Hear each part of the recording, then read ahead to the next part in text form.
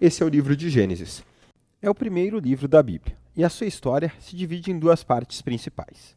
Os capítulos de 1 a 11, que contam a história de Deus e o mundo, e os capítulos de 12 a 50, que dão um zoom e contam a história de Deus e apenas um homem, Abraão e sua família.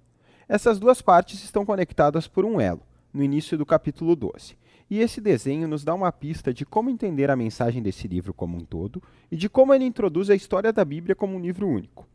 O livro começa com Deus pegando a desordem e a escuridão, que são descritas no segundo versículo da Bíblia, e tirando delas ordem, beleza e bondade.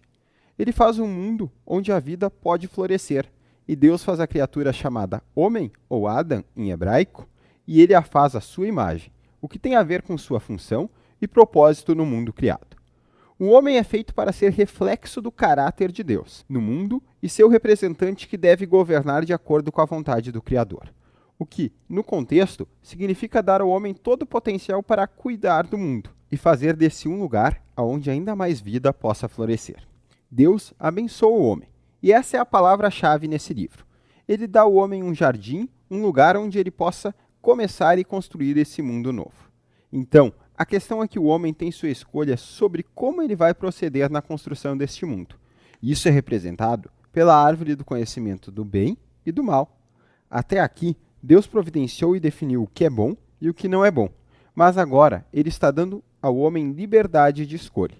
Eles vão confiar na definição de Deus de bom e mal, ou eles vão adquirir autonomia e definir o que é bom e o que é mal à sua maneira? E o padrão de Deus é bem alto. Se rebelar contra Deus é abraçar a morte, porque você está virando as costas ao doador da vida. Isso é representado pela árvore da vida. Então, no capítulo 3, uma misteriosa figura, a serpente, entra na história. A ela não foi dada nenhuma introdução além de o mais astuto dos animais.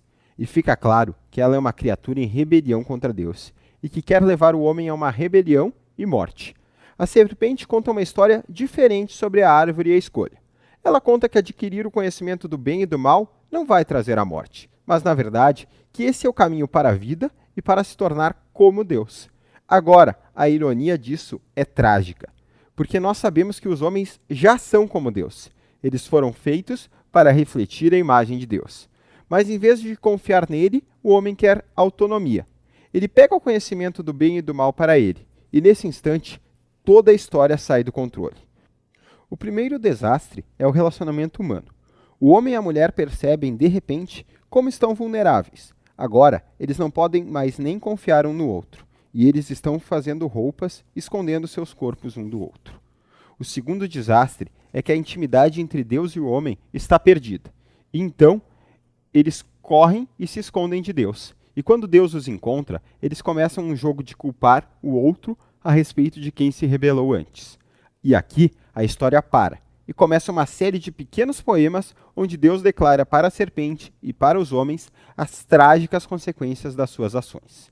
Antes, Deus fala à serpente que, apesar da sua aparente vitória, ela está destinada à derrota, a comer poeira. Deus promete que um dia uma semente ou descendente virá da mulher e irá ferir a serpente de forma mortal. O que parece uma ótima notícia, mas a sua vitória virá com um preço. A serpente também irá ferir o calcanhar do descendente enquanto estiver sendo esmagada. É uma promessa muito misteriosa, a desse vencedor ferido. Mas no fluxo da história até agora, veja, isso é um ato da graça de Deus. O homem só se rebelou e o que Deus fez? Ele promete resgatá-lo, mas isso não apaga as consequências das decisões do homem. Então agora Deus informa a eles que cada aspecto da sua vida juntos, em casa e no campo, vai se tornar cheio de aflição e dor por causa da rebelião, os guiando até a sua morte. A partir daqui, a história cai em uma espiral. Os capítulos de 3 a 11 traçam as consequências com o efeito cascata da rebelião do homem e os relacionamentos humanos se rompendo em todos os níveis. E aqui aparece a história de dois irmãos, Caim e Abel. Caim tem tantos ciúmes do seu irmão que quer matá-lo, e Deus o adverte para não cair na tentação. Mas ele faz isso do mesmo jeito. Ele mata Abel no campo. Então Caim constrói uma cidade onde a violência e a opressão reinam. Isso nos leva à história de Lameque. Ele é o primeiro homem da Bíblia a ter mais de uma esposa. Ele as acumula como se fossem propriedade, Então ele vai e canta uma pequena música sobre como ele é mais violento e vingativo do que Caim sempre foi. Depois disso, nós chegamos na história maluca sobre os filhos de Deus, que poderiam ser seres angelicais malignos ou reis que afirmavam que descendiam dos deuses. E como Lameque, eles adquiriam quantas esposas eles queriam. E havia também os Néflins, grandes guerreiros da antiguidade. Mas não importa qual seja o seu ponto de vista sobre esse assunto, a questão importante é que os homens estão construindo reinos que enchem o mundo de Deus de violência e ainda mais corrupção. Em resposta, a Bíblia diz que Deus está com o coração partido. Os homens estão arruinando seu mundo bom e arruinando uns aos outros. Então, na sua paixão por proteger o que há de bom nesse mundo, ele lava e limpa a maldade do homem com o grande dilúvio. Mas ele protege um homem sem culpa, Noé e sua família. Ele o chama para ser o novo Adão. Ele repete a bênção divina e pede para ir e povoar o mundo. Então, nossas esperanças estão lá em cima, mas Noé também falha, e também em um jardim. Ele vai e planta uma vinha, e ele fica muito bêbado. Então, um de seus filhos, Cã, faz algo vergonhoso para seu pai na barraca. E aqui nós temos nosso novo Adão, nu e envergonhado, exatamente como o primeiro. E o espiral continua descendo. Isso tudo leva à fundação da cidade da Babilônia. As pessoas da antiga Mesopotâmia se juntam para usar uma nova tecnologia que elas descobrem, o tijolo. Agora, eles podem construir cidades, torres maiores e mais rápido do que qualquer pessoa já fez antes.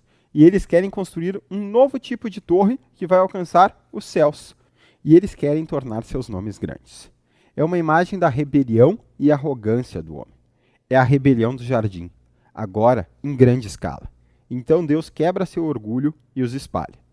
E esse é um grupo de histórias bem diverso, mas você consegue ver que todas elas estão explorando o mesmo ponto básico. Deus continua dando ao homem a chance de fazer a coisa certa no seu mundo, e o homem continua arruinando isso. As histórias estão reafirmando que nós vivemos em um mundo bom, que nós transformamos em mal, que nós escolhemos definir o bem e o mal por nós mesmos. Então, todos nós contribuímos para os relacionamentos quebrados desse mundo, nos levando a conflitos, violência e, por fim, a morte. Mas há esperança.